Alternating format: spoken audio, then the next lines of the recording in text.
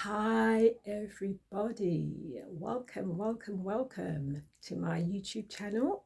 My name's Denise and I am especially talking about my new book that is coming out um, today, Tuesday, April the 11th. It's upon us, it's arrived.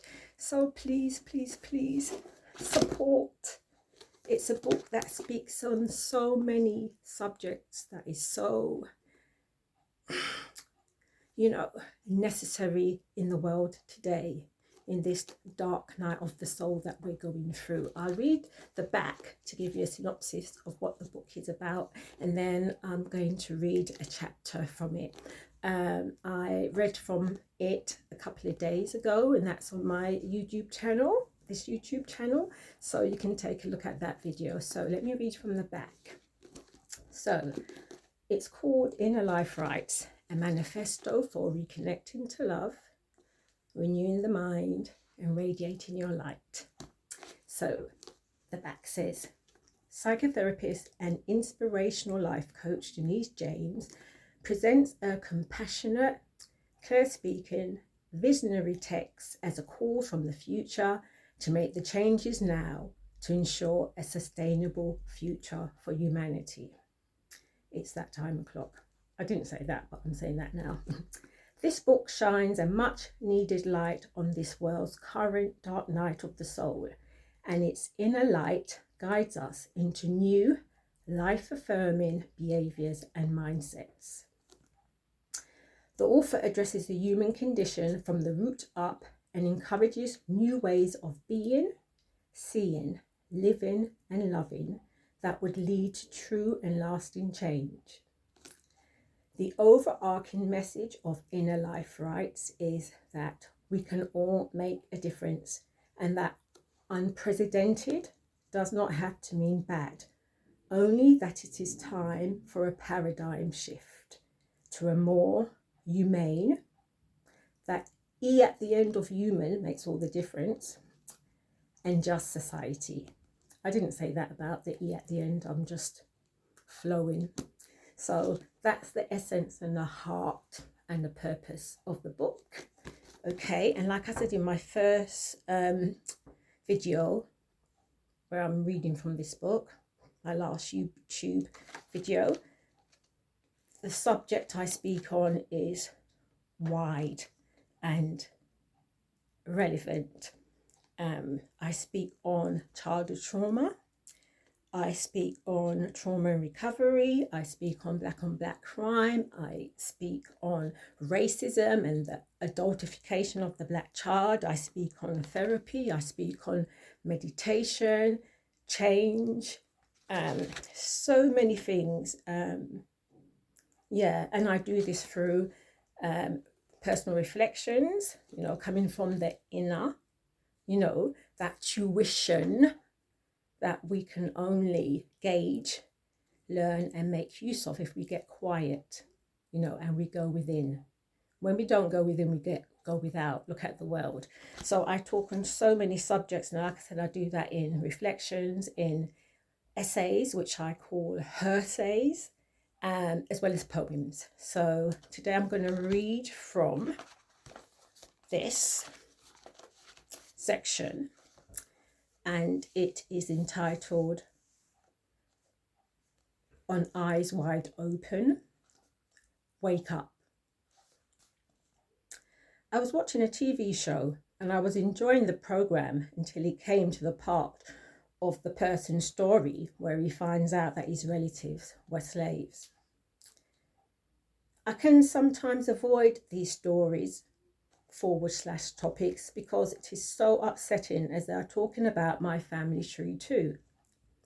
One slave owner discussed on this program used to beat the pregnant women / so-called slaves so badly that they would give birth. They would also beat them so that the women would give birth sooner, so these poor excuses for human beings can get the child and exchange him and or her for a quicker buck. Imagine that for a second. That child's introduction to the world absolutely traumatized from the start. Forced out because some greedy, twisted monster, far from master, has devalued human life to make money from it.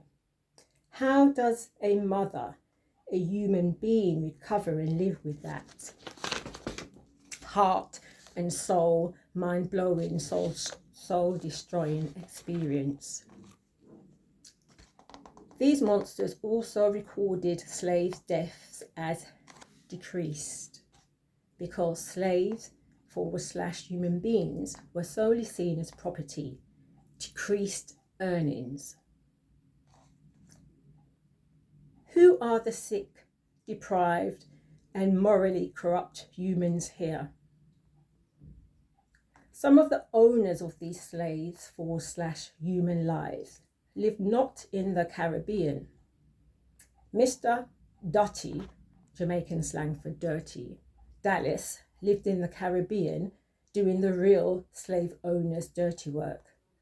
Small-time Dallas getting paid for his part, whilst Mr. Real slave owner, for example, lived in London, Brunswick Square, receiving his blood money from the comfort of his well-to-do armchair. I know stories like these are true, and some are even worse still. I know this because as part of my healing, becoming, and miseducation, relearning, Sankofa journey, I had to take a trip down my ancestral memory lane.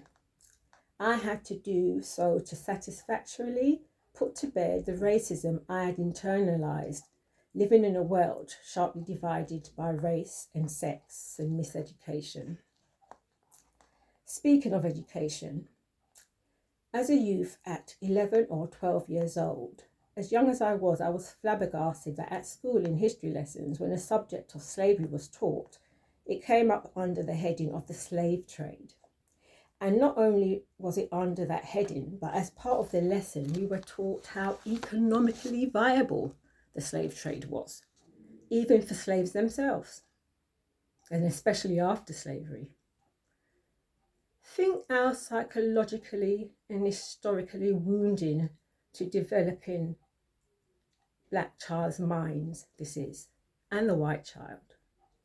Feeding the white child the destruction and divisive white supremacy racism addiction, whilst giving the black mind a soul-destroying inferiority complex that we are no things, and as such we do not matter. Loud and very clear for anyone awake and sensitive enough to hear. Slavery, like any personal trauma, is insidious. Its destructiveness, outright viciousness, immorality, pathology continues to sweep through the personal and collective across generations. The world and its inhabitants find it hard to reckon with this, but this uncomfortable truth does not become less true just because the world chooses to look away and pretend its impact and continuing presence is no longer here today. Everything that is happening and exists today has its roots.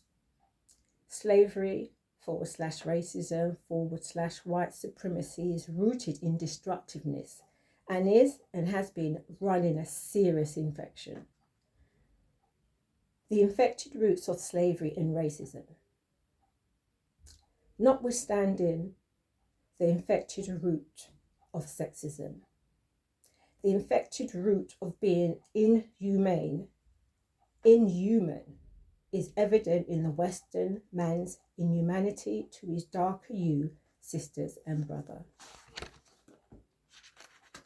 A wise soul once said about humankind, the question is not when will we learn, but when will we act on what we already know? I'll repeat that again. The question is not when will we learn, but when we will act on what we already know. My writing, my self-expression, my vocation as a counsellor are all mediums I use to act to what I know to be true in the heart and soul of me. My truth needs no defense. It just is. The same today as it was yesterday and shall be tomorrow. I choose the light. That's where love resides. Love heals. Love house fair. Love makes all clear. Love is and does so much, but love don't play. Love demands the absolute best of us in all our brokenness. Love wants our light. Haters, be warned. She wants yours too. Conscious up. Come out of the dark. Life is meant to be basically good. Do your healing. And for love's sake, be kind. Humankind, like. And if that is hard, go get some bloody help and stop spreading your pathological hatred all over the place.